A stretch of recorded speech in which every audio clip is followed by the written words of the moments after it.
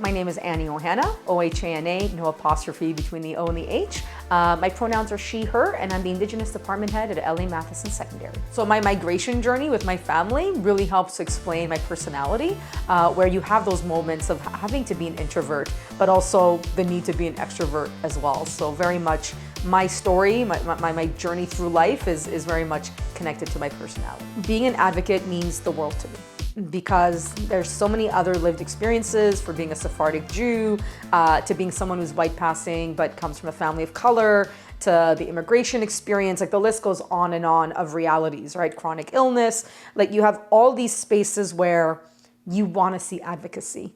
I'm reminded of Martin Luther King Jr.'s words, right? It's the silence of our friends that sometimes I'm paraphrasing, is the worst part of it. And I think we must never be silent. Now, there are different ways of being as well, right? Not everybody's going to be on their phones. Not everybody's going to be sharing a million things. But I truly appreciate, hopefully, knowing that people know that I will advocate for them. And then in that queer space, to again, like broaden that spectrum as well, right? To actually bust the stereotypes we have in the queer community of what someone who's pansexual looks like, what someone who's trans look like. Like we have a lot of work to do in our own house as well. So to be an advocate on that level is super important. And within an education system where I reside mostly, there's so much change that we still need. And so to have all types of teachers step forward is incredibly important. So I just feel, I've said this before, for people who don't understand, for people who are like, oh, I don't want to go to that, it's like a queer thing. I'm like, no, you need to come to this, because you will see the joy and the love and the complete sense of non-judgment. I grew up in the 90s, so this was a time of great struggle coming out of the AIDS crisis. So a lot of the stories were focused on that revolution, that fight, right? Early 2000s, the fight for same-sex marriage, right? While I was going through university. Unfortunately, from the opposite end of things, it was always known as like, we're fighting just to exist. And that's how I kind of came to understand queerness as I was growing up. So I think the shift actually occurred where I started to see the change in same-sex marriage.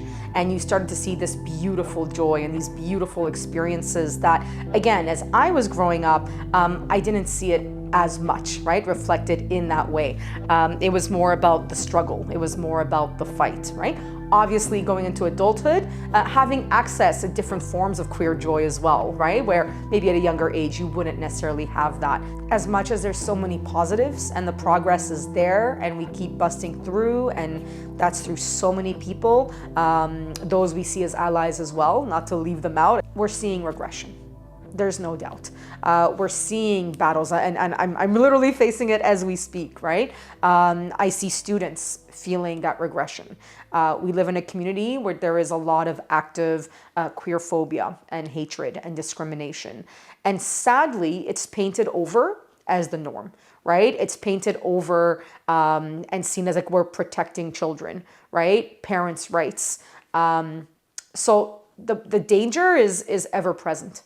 Unfortunately, I wish I didn't have to say that, down to the very root of just being oneself. Queerness is still being criminalized. There's no other way to put that. And you know what? Maybe our standards are a little bit higher now. That it's not enough to go, oh, you live your life, but don't bring it here. Oh no, I'm not good with that anymore, right? That was 80s, 90s stuff. Like now it's equity, it's full inclusion. It's complete normalization, so it's a spectrum. I do tell my students, like from a science perspective, think about what a spectrum is. Think about the spectrum of light. There's red, there's indigo. The binary is part of a spectrum, right? So why do we erase the middle? Why do we erase all the other parts of a spectrum? Why is it so problematic, right? To not see the full spectrum and to realize like that's what we have to fight for now. It's no longer just the labeling of, oh, you're this, oh, you're that, right? That's not good enough anymore because we're seeing the weaponization of that. What are queer rights? They are the rights of all people. They are the rights that we fought for decades ago, that we stand on the shoulders of giants, of thousands of people we lost. To viruses and to violence, right, against the queer community that should still be here with us today. Like our number, our numbers dwindled due to systemic violence, and yet we're still here, and yet we're winning that fight.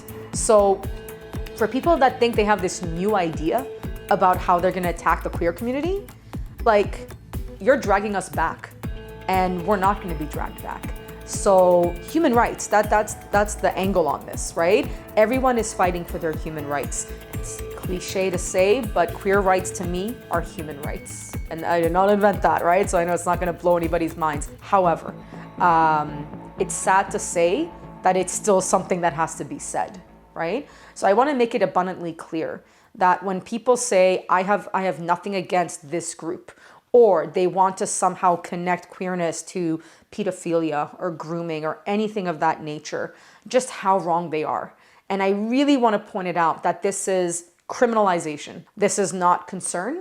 This is not oh, I wonder. This is not misunderstanding.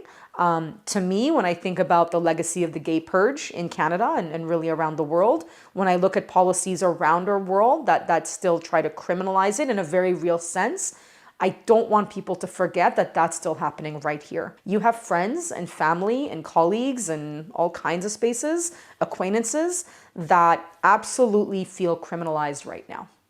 So it's not just about the Pride Parade. It's not just about RuPaul's Drag Race, right? Or whatever. All those things are great. But what are you doing every day to ensure that human rights are complete? That it includes everyone. There will always be people there to kind of help you in your journey, right? No matter how scared you might be, there's always that space, right? And just know, as I've learned from so many Indigenous elders, you are the future ancestor. So what do you want to leave behind? What path are you going to build so that future generations go, this person did that? Again, I'm not talking about glory and glamour and awards and whatever. It's a simple, I decided to help out with other people. I found someone that I have kinship with, right? That I can connect with. Because the journey is hard.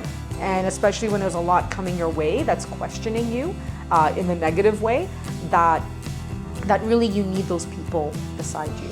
This is who I am. This is who we are. And we deserve to be here. And we exist in positivity, not just negativity.